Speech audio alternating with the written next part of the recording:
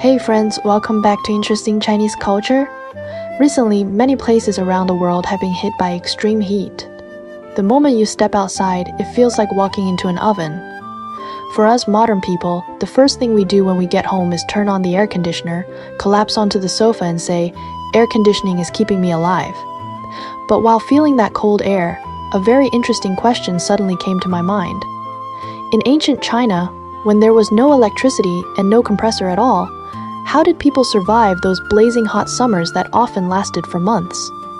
When the asphalt roads of modern cities grow soft under the summer sun, when the roaring sound of outdoor air conditioning units becomes the only background noise of urban summer, and when we still complain about the heat while sitting indoors at a constant 24 degrees Celsius, a question that stretches across thousands of years rises in our minds.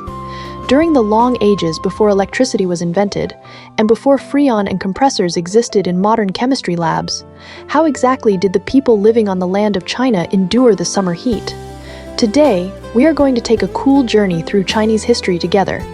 We will put aside difficult classical texts and ancient poetry and use the clearest language, along with modern scientific logic, to restore the cooling wisdom of different periods in ancient China. Let us turn the clock back thousands of years and see how, without modern technology, Chinese people found their own pockets of coolness in the burning heat of summer. To talk about how ancient people kept cool, we first have to begin with the buildings they lived in. Architecture is the first line of defense humans have against climate. In the earliest stage of human civilization, during the Neolithic period, Chinese ancestors had already begun using the physical qualities of the earth to regulate temperature. At early settlements, such as the Banpo site in the Yellow River region, archaeologists discovered many semi-subterranean houses.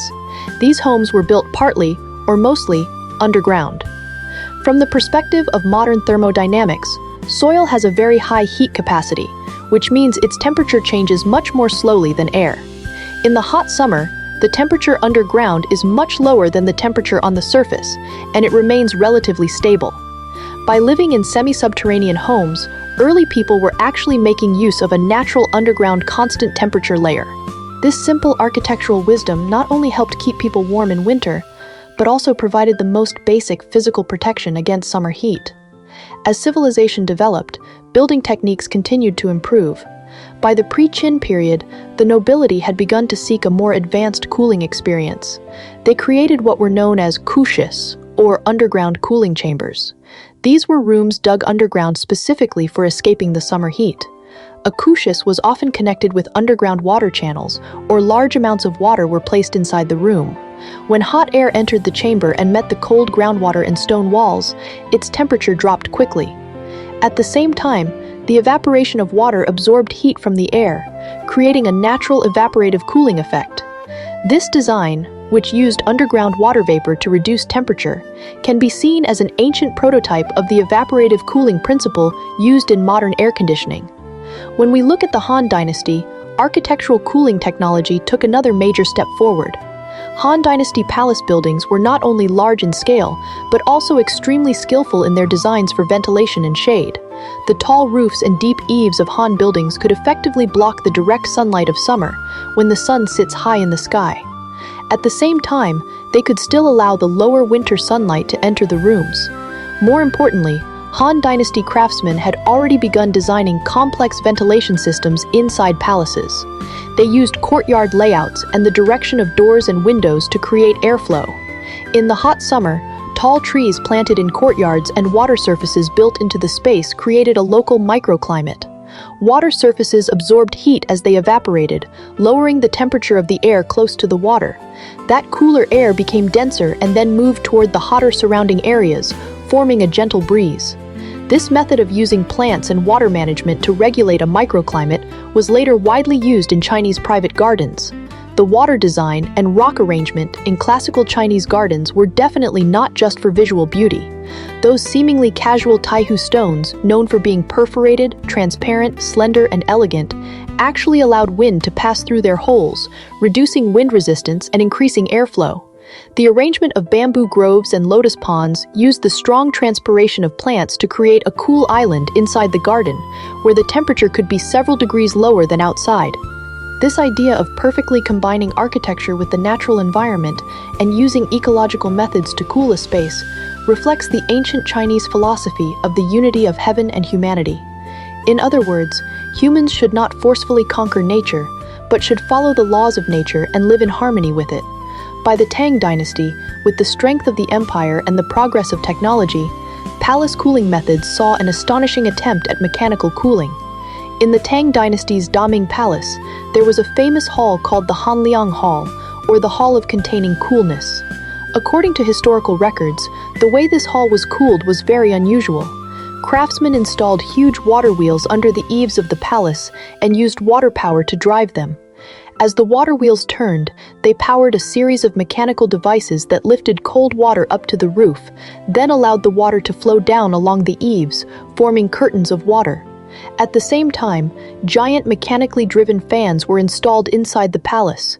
These fans were powered by water or human labor, constantly blowing cool, moist air into the rooms.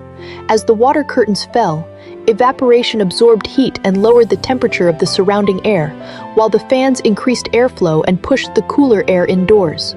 This cooling system combined water-powered machinery, evaporative cooling, and forced convection. In the 7th century, it was extremely rare anywhere in the world. It showed the remarkable wisdom of Tang dynasty craftsmen in mechanical engineering and the practical use of thermodynamics. Although this large-scale mechanical cooling system was limited to the royal palace, it proved that ancient people never stopped exploring artificial cooling technology. In the system of architectural cooling, there was one more essential element: ice. In an age without refrigerators, ice was an extremely precious cooling resource. Ancient China had a very complete system for ice management. As early as more than 3,000 years ago, during the Western Zhou dynasty, the state had already created an official position specifically responsible for collecting and storing ice. This official was called the Lingren, or ice officer. The rights of Zhou recorded the duties of the Lingren in detail. Every winter, when river ice reached a certain thickness, the Lingren had to organize workers to cut the ice. They transported huge blocks of ice to special ice cellars for storage, so they could be used in summer. These ice cellars were called Ling-in. Ancient ice cellars were full of thermal engineering wisdom. They were usually built partly underground, using the insulating qualities of soil. Their walls were very thick, and large amounts of straw, reed mats, and other insulating materials were laid inside to block outside heat from entering. At the same time, drainage channels were built at the bottom of the ice cellar because the ice would continue to melt during storage. Without a good drainage system, the cellar would turn into a pool of water and speed up the melting of the remaining ice. With this careful insulation and drainage design, ancient ice cellars could preserve ice for several months in an age with no electric refrigeration.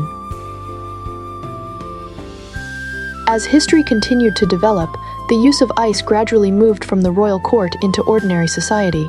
By the Tang dynasty, there were already merchants in the city of Chang'an who specialized in selling ice.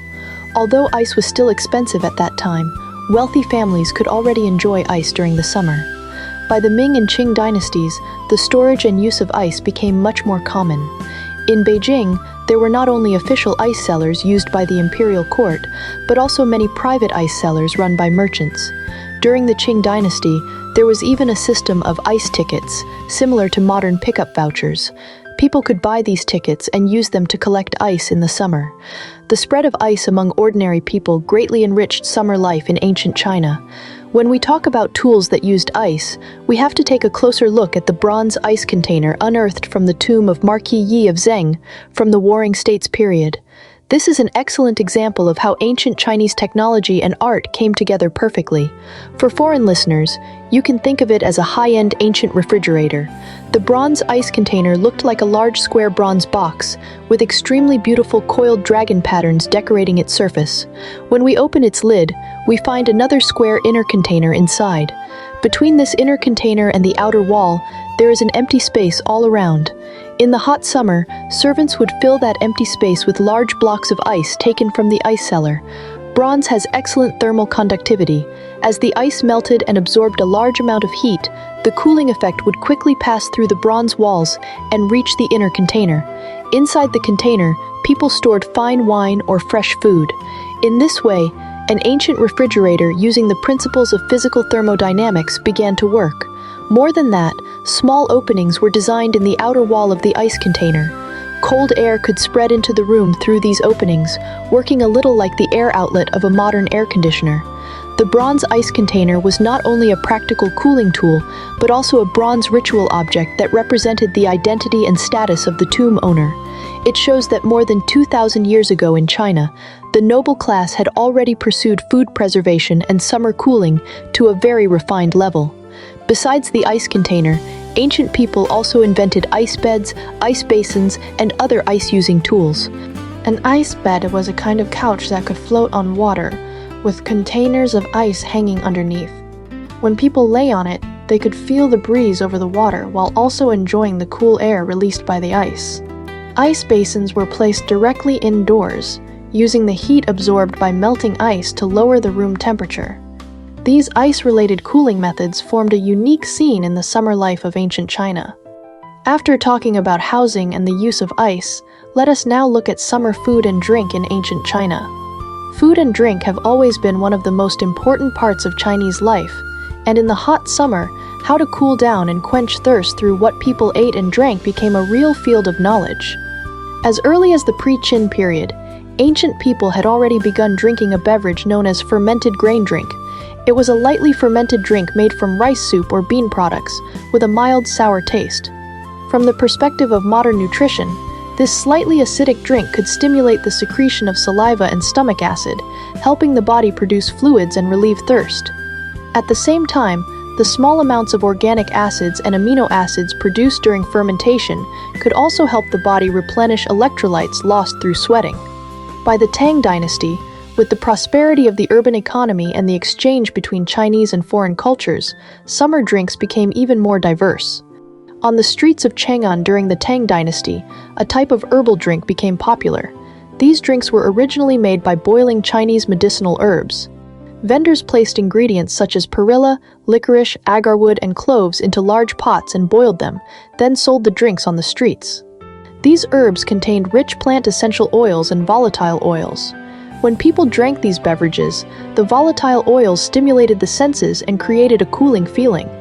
At the same time, some herbs, such as licorice, were believed to clear heat and remove toxins, helping the body ease the discomfort caused by summer heat. Tang Dynasty herbal drinks were not only thirst-quenching beverages, but also carried a certain health-preserving function, reflecting how much Tang people valued wellness and daily health. If Tang Dynasty herbal drinks still carried some medicinal qualities, then by the Song Dynasty, summer cold drinks had completely turned into a popular pleasure enjoyed by the public. The Song Dynasty was a period when China's ancient commercial economy was highly developed. The old boundaries between residential and market areas in cities were broken down. Night markets flourished, and the urban citizen class grew stronger. Against this social background, the cold drink industry experienced rapid growth. In the eastern capital, A Dream of Splendor by Meng Yuanlao and Dreams of Liang by Wu Zimu, there are records of many mouth-watering summer cold drinks. For example, there were ice-cold sweet rice balls, a food similar to chilled glutinous rice balls, made with ice water and spices. Vendors rolled glutinous rice flour into small round balls, cooked them, then placed them in chilled sweet water and added spices such as mint and perilla. It tasted cold, soft, chewy, and fragrant. There was also a crystal-clear chilled dessert made with honey locust seeds, with a smooth and refreshing texture.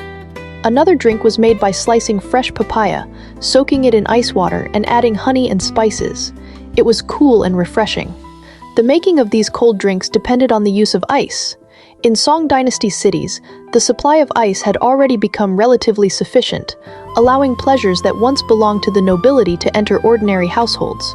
The prosperity of Song Dynasty cold drinks not only reflected the high development of agriculture, handicrafts, and commerce at that time, but also showed the rich and colorful daily tastes of Song urban life. During the Yuan Dynasty, a new cold drink appeared. It was called iced milk dessert. It was made by mixing cow's milk, goat's milk, ice, and fruit jam. This cold drink had a smooth texture and a rich milky flavor. There is a famous story of cross-cultural exchange connected with this iced milk dessert. It is said that the Italian traveler Marco Polo tasted this delicious treat while serving in China during the Yuan dynasty and praised it highly. He then brought the recipe and method for making it back to Europe. After Europeans continued to improve it by adding more cream and sugar, it eventually developed into the ice cream that is popular around the world today. Although some details of this story are still debated among historians, it vividly reflects the influence of ancient Chinese food culture on the world.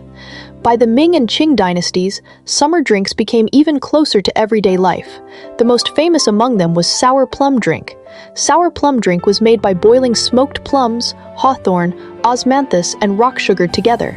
Smoked plums and hawthorn contain rich organic acids, which can greatly promote saliva production and help quench thirst. Osmanthus provides a pleasant fragrance. In traditional Chinese medicine theory, sour plum drink has the effect of turning sourness and sweetness into nourishment for body fluids, meaning it helps replenish the fluids the body loses while sweating. In the Qing dynasty, sour plum drink was not only an imperial drink in the palace, but also one of the most common summer drinks in streets and alleys. Vendors knocked on ice cups, creating a clear ringing sound to attract customers. Besides sour plum drink, the Qing dynasty also had lotus leaf soup and watermelon soup. Lotus leaves were believed to clear heat and relieve summer discomfort. Soup made from fresh lotus leaves carried a faint plant fragrance. Watermelon was also a powerful summer cooling food. Qing people did not only eat watermelon directly, they also pressed it into juice, added ice, and made it into iced watermelon drinks. These rich and varied summer foods and drinks did more than satisfy ancient people's appetites. They were also important ways for them to cope with extreme heat and maintain their health. After exploring architecture, the use of ice, and summer food, let us now turn our attention to the clothing ancient people wore and the everyday objects they used. In the hot summer, the material and style of clothing directly affected the comfort of the human body. China's textile tradition has a very long history. Before cotton was widely grown, summer clothing in ancient China was mainly made from hemp, ramie, and silk. Hemp and ramie are plant fibers. Although they feel relatively rough to the touch, they are excellent at absorbing moisture and releasing sweat. From a microscopic point of view, hemp and ramie fibers contain many hollow spaces inside. These places can quickly absorb sweat from the surface of the skin and carry it to the surface of the fabric, where it evaporates. This helps keep the skin dry. In summer, ordinary people in ancient China often wore simple short garments made from coarse ramie cloth. These clothes were plain and humble, but in hot weather, they were very practical. Silk, on the other hand, was one of ancient China's greatest contributions to world civilization. Silk is woven from silkworm thread. It is light, soft, smooth, and delicate. In the Han Dynasty tombs at Mawangdui in Changsha, Hunan Province, archaeologists discovered a famous plain gauze unlined garment. This garment weighs only 49 grams. It is as thin as a cicada's wing, and when folded, it can even fit inside a small matchbox. Although this garment was mainly a burial object, it reflects the extremely advanced silk reeling and textile technology of the Han Dynasty. In summer, nobles who wore such extremely thin silk garments could reduce the feeling of being restricted by clothing as much as possible, allowing the skin to come into contact with the air and creating excellent breathability. Besides being light, silk also has a smooth surface and a low friction coefficient. When worn on the body, it creates a cool, smooth feeling, which would have been a great pleasure in the heat of summer. There is also a very interesting detail here. Modern scholars once tried to reproduce the plain gauze unlined garment, but no matter how hard they worked, the finished garment always weighed much more than 49 grams. After deeper research, they finally reached a result that was both funny and a little surprising. Ancient silkworms were not raised as well as modern farmed silkworms, so the silk they produced was naturally much finer. Modern artificial breeding feeds silkworms too well. Each one grows fuller and stronger, so the silk they produce naturally becomes heavier. The Tang Dynasty was an era of great cultural openness and inclusiveness, and this spirit was also reflected in clothing.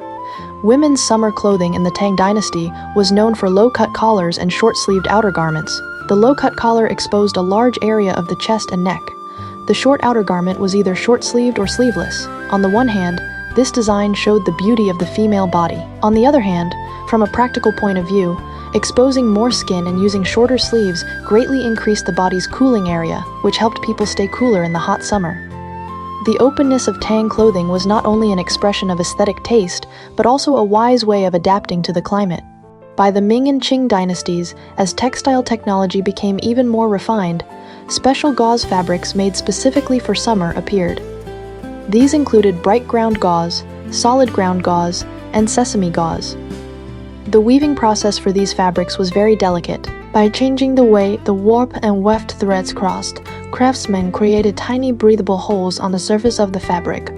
For example, the weaving method of sesame gauze created small openings between the threads, about the size of sesame seeds. These tiny holes not only improved breathability, but also created a slight airflow when the body released heat, helping carry heat away from the skin. At the same time, these gauze fabrics were usually woven with extremely fine silk threads, making them light and almost weightless when worn. During the Ming and Qing dynasties, officials, wealthy merchants, and members of elite families wore these high-quality gauze fabrics in summer. They could keep a dignified appearance while also enjoying the coolness.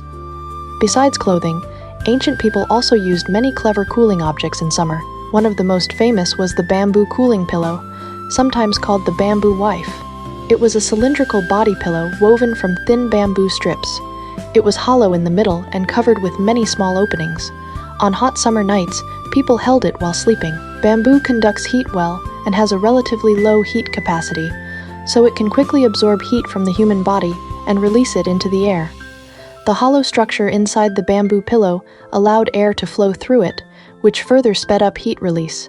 The small openings on the surface increased the area of contact with the air. Holding a bamboo cooling pillow was like holding a natural heat radiator, and it greatly improved sleep quality during hot summer nights. This object was not only widely used among ordinary people in China, but also spread to Japan, Korea, and other neighboring countries, becoming a shared summer memory across the East Asian cultural world. Another common cooling object was the porcelain pillow. Porcelain pillows became popular during the Sui and Tang dynasties and reached their height during the Song and Yuan dynasties. Kilns such as Dingware, Suzhouware, and Jingdezhenware all produced large numbers of beautifully made porcelain pillows.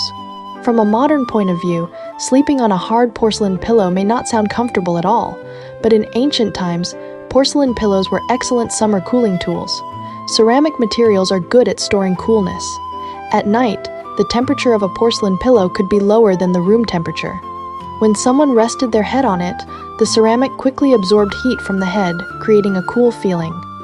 At the same time, porcelain pillows were usually covered with a smooth glaze, making the surface feel cold to the touch. In traditional Chinese medicine, ancient people believed that the head is where all yang energy gathers. Keeping the head cool was believed to help calm the mind and steady the spirit. Porcelain pillows were usually designed at a suitable height, helping support the neck and keep the airway open. Some porcelain pillows were also carved warning phrases, such as, "Speak less in a crowd," "Return early when there is nothing to do," or decorated with landscapes, flowers, and birds. These designs were meant to help people calm their minds and sleep peacefully on hot summer nights. The use of porcelain pillows is a perfect example of how ancient people combined the physical properties of materials with the health-preserving ideas of traditional Chinese medicine. After discussing cooling methods on the physical and material level, we must go deeper into ancient Chinese philosophy, medicine, and spiritual life to understand how people dealt with summer heat psychologically. In traditional Chinese culture, there is a very famous saying, "When the heart is calm, the body naturally feels cool." This is not just a comforting phrase. Behind it are deep physiological and psychological principles. From the perspective of modern medicine, when a person is irritated, anxious, or angry, the sympathetic nervous system becomes active. This causes the heart to beat faster, blood pressure to rise, and metabolism to speed up, producing more heat. At the same time, blood vessels constrict, which makes it harder for the body to release heat through the skin. On the other hand, when a person remains calm and peaceful, the parasympathetic nervous system becomes dominant. The heartbeat slows down, blood vessels relax, and the body can release heat more easily through the skin. So keeping the mind calm really can reduce the body's sense of heat on a physiological level. Here is a very interesting little experiment. If you have a cat, you can try it. We all know that in summer, humans can use air conditioning and even feel comfortable under a light blanket. Dogs can swim in rivers to cool down. But what about cats? As we all know, fluffy little animals rely on seasonal shedding to regulate their body temperature. But as global temperatures continue to rise, shedding alone may not be enough to make cats feel truly cool. Maybe they simply do not feel heat in the same way humans do, but it is hard for them to experience that clear, refreshing feeling we get when we drink an ice-cold cola. Many cat owners notice that their cats become less active in summer and like to lie flat against the floor. At this point, it is important to help them cool down. One very ordinary but useful summer helper is wintermelon. Wintermelon has an extremely high water content and is naturally cooling. It can help cats take in more water and relieve some of the dryness and heat. If your cat still has a decent appetite, you can peel and de-seed a small piece of wintermelon. Boil it in plain water without adding any salt, sugar, or oil. Let it cool completely, then mash it into a fine paste or cut it into tiny pieces.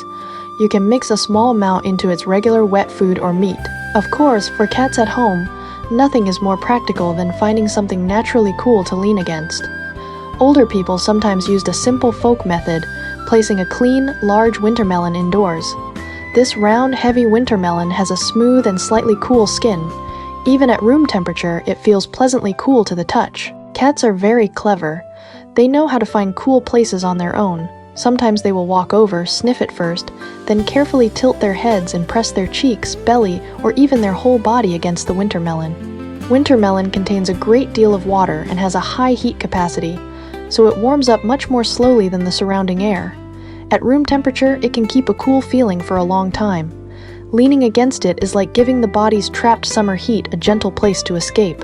Besides guidance from philosophy and medicine, scholars and refined gentlemen also used cultural activities to cool themselves down spiritually. On hot summer days, they liked to gather in quiet courtyards or mountain forests to play the guqin, drink tea, play chess, or watch waterfalls. When playing the guqin, the fingers move across the strings, and the gentle music can calm inner restlessness. When drinking tea, focusing on the color, fragrance, and taste of the tea can make people temporarily forget the heat outside. When playing chess, the mind becomes fully focused on the situation on the board. From the perspective of psychology, when a person enters this kind of flow state, their attention is completely drawn into the activity in front of them, and their awareness of discomfort in the outside environment, such as heat, is greatly reduced. This method of shifting attention through focus and aesthetic experience and using it to achieve a kind of spiritual cooling was a unique form of life wisdom among ancient Chinese scholars. In addition, religious places were also important summer retreats for ancient people. Buddhist temples and Taoist monasteries were usually built deep in the mountains and forests. From a geographical point of view, for every 1,000 meters of elevation gain, the temperature drops by about 6 degrees Celsius. So the temperature in the mountains was naturally lower than at the foot of the mountain. At the same time, temples were usually surrounded by ancient trees and dense vegetation. The transpiration of plants made the local climate cooler and more humid. In this kind of environment, listening to morning bells and evening drums, smelling the gentle smoke of incense, a person's mind would naturally become cooler and calmer. The close integration of religious architecture and the natural environment not only provided believers with a place for spiritual practice, but also offered people struggling through extreme heat a natural summer refuge. Finally, we cannot ignore the role played by myths and legends in the way ancient people psychologically dealt with heat. When facing natural forces they could not resist, early people used mythology to express their wishes and imagination. The most famous Chinese myth about extreme heat is Hou Yi shooting the suns, which we can revisit from the first episode of this program. According to legend, during the reign of Emperor Yao, 10 suns appeared in the sky at the same time. These 10 suns were the sons of Dijun and Shihei. They were originally supposed to take turns, with only one sun traveling across the sky each day. But one day, all 10 suns suddenly ran into the sky together. The earth was scorched, crops died, rivers dried up, and the people lived in terrible suffering. Emperor Yao ordered the divine archer Hou Yi to shoot down the extra suns. Hou Yi climbed Mount Kunlun, drew his red divine bow, placed white arrows on the string, and shot down 9 suns in one breath. Only one sun was left in the sky, bringing light and warmth to the earth. This myth is full of romantic imagination, but if we analyze it from the perspective of climatology, it may reflect an extreme heat and drought event that the ancient Chinese world once experienced. In the distant past, when productivity was extremely low, early people faced burning sunlight and severe drought, but they had no technological means to change the climate. They could only place their hopes in supernatural power. By creating a heroic figure like Hu Yi, they expressed their strong desire to defeat natural disasters, gain coolness, and survive. The myth of Hu Yi shooting the suns is not only a wonderful story, it is also a form of spiritual self-rescue and psychological cooling for early people facing extreme climate. Besides Hu Yi shooting the suns, ancient people also held many kinds of rain-praying rituals in summer. In an agricultural society, rain meant not only lower temperatures, but also the harvest of crops. When summer became dry and unbearably hot, rulers would lead officials in grand rain-praying ceremonies, asking the gods to send rain. The deities they worshipped included Hebo, the god of the Yellow River, the goddess of the Luo River, and the Rainmaster, who controlled rainfall. During these rain-praying rituals, people performed specific dances, sang ancient songs, and sometimes even carried out extreme acts, such as exposing shamans or physically impaired people under the burning sun, hoping to move heaven and bring down sweet rain. Although these rituals were deeply colored by superstition, in the social context of the time, they helped unite people and ease collective anxiety. When the whole society took part in rain-praying ceremonies together, people gained a kind of psychological comfort. They felt that they were actively doing something to solve the problem. To a certain extent, this also helped reduce the mental irritation and anxiety caused by extreme heat. Looking back on this cooling journey across thousands of years, we can clearly see that ancient Chinese people built an enormous and highly refined cooling system in an age without air conditioning. This system was not based on one single technique, but on a wide range of knowledge across many fields.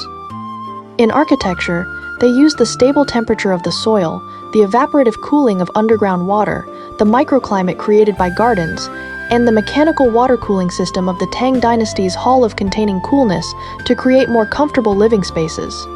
In resource management, they established a complete ice administration system, from the ice officers of the Western Zhou dynasty to the ice sellers of the Ming and Qing dynasties. With tools such as ancient bronze ice containers, they achieved a kind of cold chain storage that crossed the seasons. In food and drink, they developed summer flavors from lightly fermented drinks in the pre-Qin period to herbal beverages in the Tang dynasty to the rich variety of iced drinks in the Song dynasty and iced milk desserts in the Yuan dynasty.